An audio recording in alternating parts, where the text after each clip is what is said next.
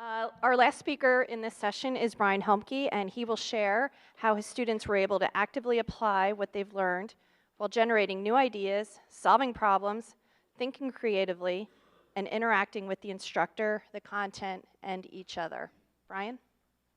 So I'd like you to break up into, team up with 1 or 2 or 3 of your neighbors to form a small team. And you'll need at least 2 web devices per team since you brought them ready to go. I only have 110 licenses for Question Press, so that's why we need to make small teams. One of you should go to questionpress.com/Helmke.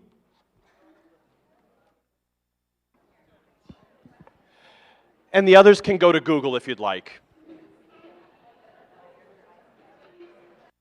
And just to check in, I'd like you to talk to your team and just hit yes if at least one member of your team has a science or engineering background. And while you're doing that, I'll just tell you that biotransport is a class of about 100 students. It's a required third-year class in biomedical engineering. About 80% of them are biomedical engineering majors, and the other 20% are mostly in the engineering science major, enrolled in the nanomedicine engineering program. And I also had a few students this year from mechanical engineering, from computer science, and also from biology. Students coming to this class have completed a course in differential equations. They've also completed courses in physiology, in cell biology, and in computational bioengineering. So they're well prepared for a math-heavy engineering class in the way that you would expect a professor to be standing at the board, drawing equations on the board with long lists of equations and talking in this tone of voice. So I'm going to alternate today between interactive professor mode and conference speaker telling you how I teach mode. Okay? So we're going to explore a concept today in transport of diffusion. Diffusion is the spontaneous random movement of solute from a location of higher concentration to a location of lower concentration due to its intrinsic thermal energy. Students have read things before class and looked at things online before class and materials to prepare for this so that they could come to class fully prepared to talk about diffusion.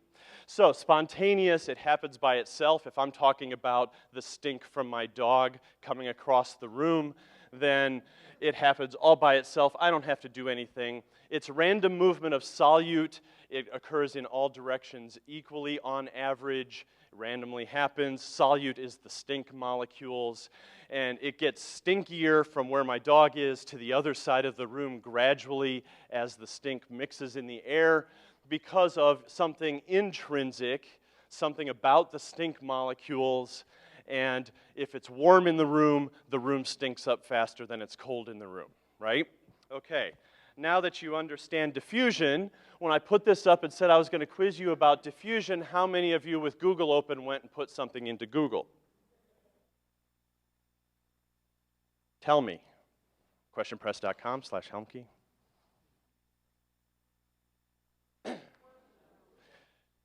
It's on the screen on Question Press. The question is, how many of you put diffusion or something similar into Google while I was talking?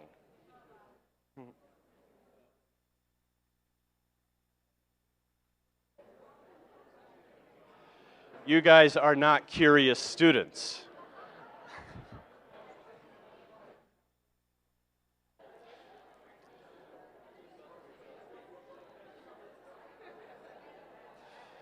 Now, if I were a typical student in the back of biotransport class and this came up, I would probably be punching into Google, with Facebook on the side, something about diffusion to understand what this means. Or I would be pulling up class notes, right? I would be doing something interactive, probably not looking at the class notes so much because Google's easy, right? Okay? So I would like to take just a moment here to illustrate how I bring Google and search materials and electronic resources into the classroom to make that a teaching event rather than telling students about the evils of Google and Wikipedia. Okay? So if you were a student in my classroom and I knew you were doing this because I'm walking around the room seeing what's on your screens, then I might ask you to help me learn how you're doing the search process. So let's take just 1 minute And if you were confused by this definition of diffusion, and you were going to punch something into Google to help us do something in class, a classroom demonstration to learn about diffusion, what search terms would you put into Google? And you could just take a minute to talk and punch in 3 words on question press or less of what you would put in to search for diffusion. Now, if we were in my classroom, I would be walking around discussing with you what search terms you're putting in. I'd be looking at your screens. I have on my screen the words that you're putting into question press. And so I might see that 3 common words that come straight out of the definition of what the problem was would be diffusion, classroom, and demonstration. And if I put those 3 words into Google, the first YouTube video that comes up, which is where we all look first, is this link here. So let's take just a second to look at this video. So this is the most commonly done classroom demonstration of how diffusion works. A beaker cold water, a beaker of hot water, red food coloring for the hot water, blue food coloring for the cold water. Now watch the motion of the dyes in the water.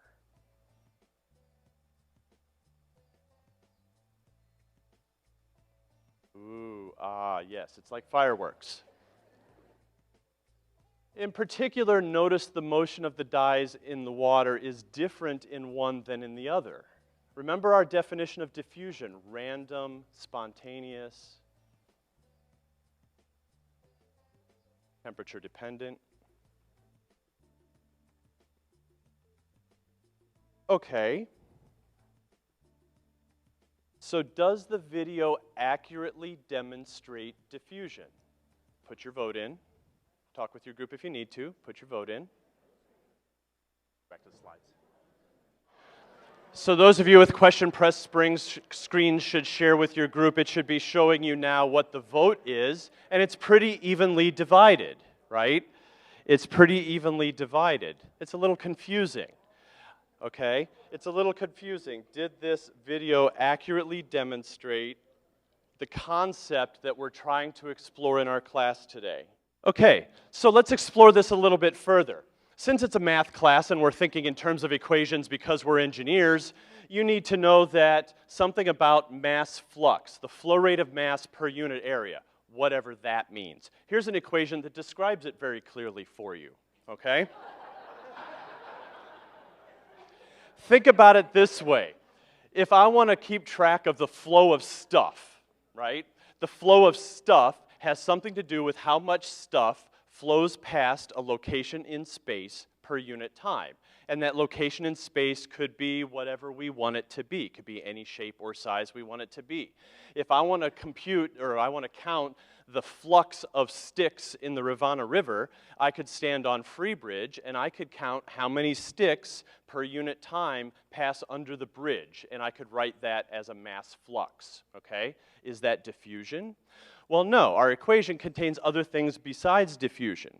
Our equation contains diffusion, that's the right-hand math-looking thing. It also contains this other thing called convection. Okay, so what are these 2 things?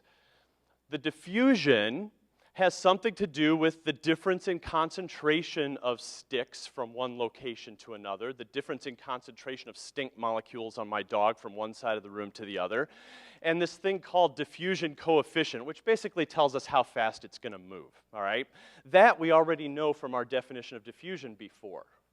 Then we have this new thing called convection, which depends on the concentration of stuff. How many sticks flow under the bridge depends on how many sticks and how close together they are in the water in the river, right? It also depends on the velocity of the river, the water in the river, okay? So convection has something to do with the flow of stuff because of the fluid around it carrying it. Okay, convection has to do with the flow of water in the river carrying the sticks. That's convection of sticks, okay? So that fluid velocity depends on some kind of pushing force. It might be pressure if we're pushing water through a hose. It might be gravity if it's a river or a droplet of food coloring. It might be temperature, like when we get thunderstorms in the summer and the ground is cold, or the ground is hot and the air is cold, or when one beaker is hot and one beaker is cold, right? So there are other things that can be causing the movement of stuff besides just diffusion. So let me ask you again now, does the video accurately demonstrate diffusion? Diffusion only. Let's put your vote into question press. And I think your screens are showing you now that almost everybody says no, you've changed your minds. Okay. What's different? So what do I do in my class? Students come prepared to think about these concepts because they're preparing ahead of time. They're doing problems ahead of time. Someone earlier mentioned doing the homework before class instead of after. Okay, so that's one big difference, so that we can explore and talk about and make use of things like online resources. I don't use a textbook in the class. Everything we do, I also don't use slides in a class. I scribble on things, I show examples of students' work, and I mostly work from the materials that the students are working from, including online resources that they have found themselves. Okay? So instead of talking about the evils of Google and Wikipedia, I try to turn that into, as an engineer, in professional practice, what I do when I can't remember an equation, because frankly none of us can remember these equations, is I go to Google or Wikipedia and I look it up and I say, oh yeah, that's it, and I work from there. The difference is the level of experience, right? The level of professional experience. The students are just gaining their first taste of that professional experience. And so I do my best to help guide them through that. Looking at an equation, most of you had the same reaction I would have as a student, even as a math student, not familiar with transport equations. Okay, there's an equation. I know how to solve differential equations, so what? It's a math problem, right? How do I apply that to understand what I'm trying to understand in the physical world in terms of the movement of stuff, whether it's food coloring or sticks or my stinky dog? Okay? The second thing that I've implemented in the classroom that I learned from my colleagues in the arts and sciences is the idea of 1-minute reflection questions. The idea that we can learn a lot about concepts in these applied problems by thinking about and discussing with our neighbors what's the big idea. Okay? That's what really helps to translate from the math world to the physical world to the how do I actually do something as an engineer, okay? So what I'll do is I'll leave these two questions open in question press. Since we're short on time, feel free to put in your answers when you're ready or during the coffee break. I'll leave them open for a little bit. And we might, if this were my class, we might explore how did the video affect your understanding of diffusion? And we might explore how that online video, which you pulled up in the back of class trying to understand what that very technical definition was talking about to help you understand, and it turns out maybe it didn't help you understand, right? This is an example of Google gone wrong in terms of trying to arrive at a precise technical definition that we can use in the engineering world. So how did the discussion with your team, with each other, with me, following up on other course materials affect your understanding of diffusion? And I'm actually interested in these data. This is my underhanded way to collect data for teaching. So please feel free to put in answers when you're ready, and I'll stop there so that we can have some questions and discussion.